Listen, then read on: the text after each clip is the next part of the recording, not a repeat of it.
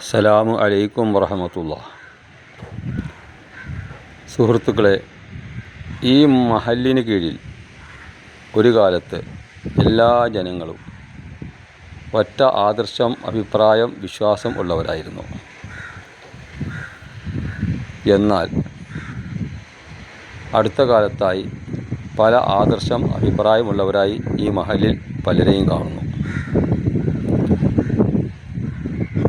ഒരു വിഭാഗം പറയുന്നു ഖബർ സന്ദർശനം, നബിദിനാഘോഷം, ബദർ അനുസ്മരണം വേണമെന്ന്.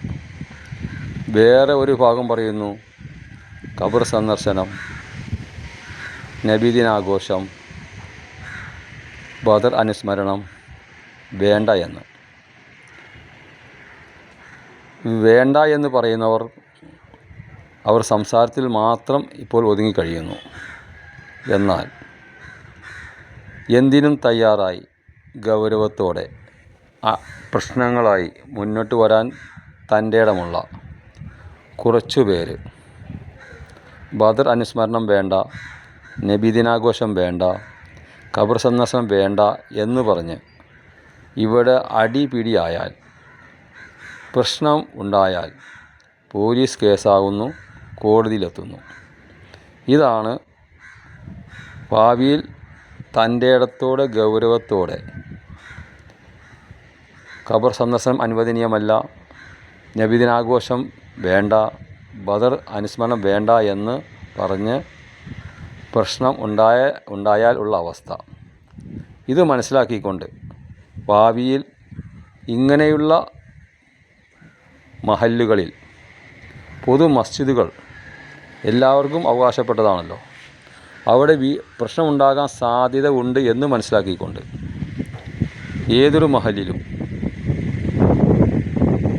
കൂടുതൽ സ്ഥലം വാങ്ങിക്കൂട്ടുന്നതും ആ മസ്ജിദിൻ്റെ കീഴിൽ കൂടുതൽ നിർമ്മാണ പ്രവർത്തനങ്ങൾ നടത്തുന്നതും പ്രോത്സാഹിപ്പിക്കാതിരിക്കുക. ഓരോ പ്രദേശത്തും എന്തിനും സഹായിക്കാൻ കഴിവുള്ള, സഹായിക്കാൻ മനസ്സുള്ള ഒരു വിഭാഗം ജനങ്ങൾ എവിടെയും ഉണ്ടാകും. അവരാണല്ലോ ആ പ്രദേശത്തെ സമൂഹത്തിൽ എന്തിനും വികസന പ്രവർത്തനങ്ങൾക്ക് മുൻപന്തിയിൽ നിൽക്കുന്നത്. അങ്ങനെയുള്ള നല്ലവരായ ജനങ്ങൾ മനസ്സിലാക്കേണ്ടത് ആവശ്യവും സൗകര്യവും അനുസരിച്ച് ഓരോ പ്രദേശത്തും അതിൻ്റേതായ സഹായങ്ങൾ ചെയ്യുക.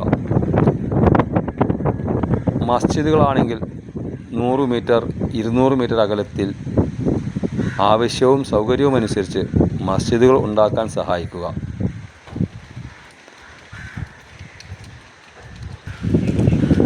തന്നെയുമല്ല, ഒരു സ്ഥാപനത്തിൽ അതിൻ്റെ ഭാരവാഹികളായി വരാൻ ധാരാളം പേർ ഉണ്ടാകും.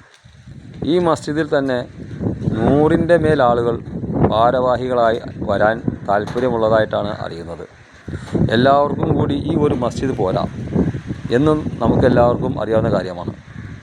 അപ്പോൾ 100 മീറ്റർ 200 മീറ്റർ അകലത്തിൽ സ്ഥാപനങ്ങൾ ഉണ്ടാക്കുമ്പോൾ അതിന് ഓരോരുത്തർക്കും അവരുടേതായ രീതിയിൽ പങ്കുവഹിക്കാൻ കഴിയും.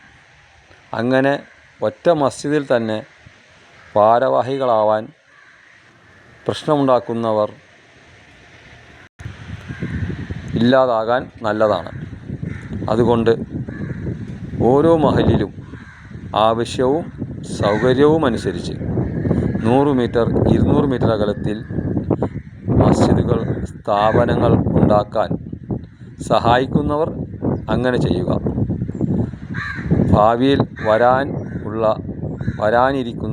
വന്നേക്കാവുന്ന പ്രശ്നങ്ങൾ ഒഴിവാക്കാൻ അതാത് പ്രദേശത്തുള്ളവർ വേണ്ടത് ചെയ്യുക.